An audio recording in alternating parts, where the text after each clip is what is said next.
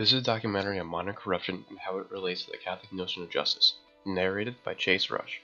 The corruption that will be focused on in particular will be FIFA and their plethora of scandals.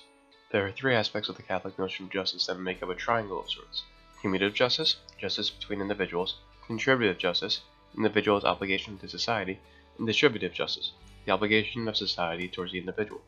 I asked a theology teacher at my school for some help with this topic and how he thought that modern corruption related to the Catholic notion of justice, focusing primarily on theological aspects. Here's what he had to say.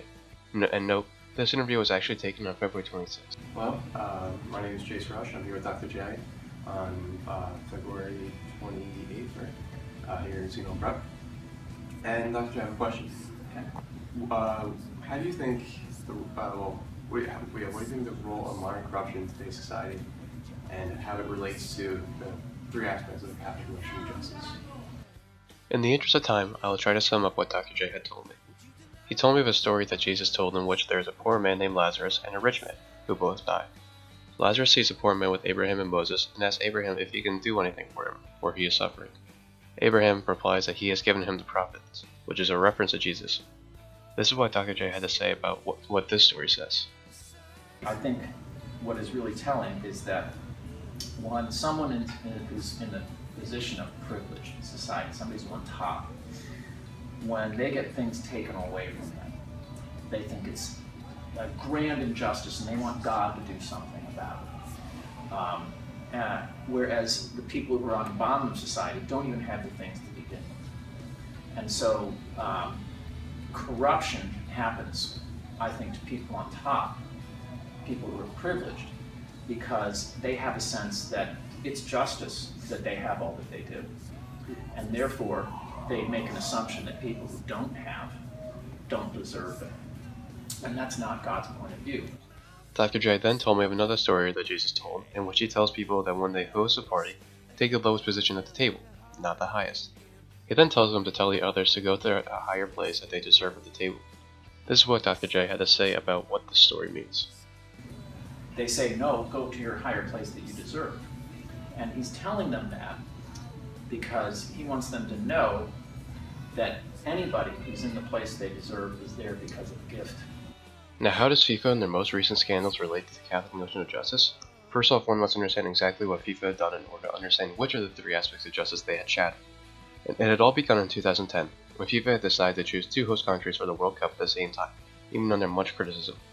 Russia was chosen for 2018, Qatar was chosen for 2022, even though they were the two that FIFA's own inspection team had designated as the riskiest places of the 9 bids. Additionally, England had received only 2 of 24 votes, even though they held a very strong bid.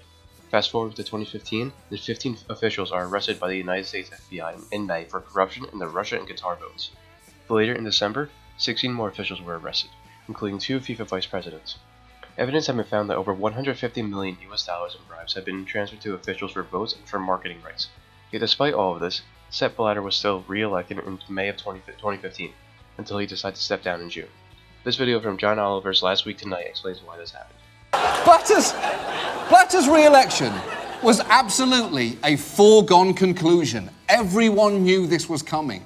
And I can explain why. All 209 members in FIFA get a single vote for president, and a lot of those smaller members have a financial interest in keeping things exactly as they are.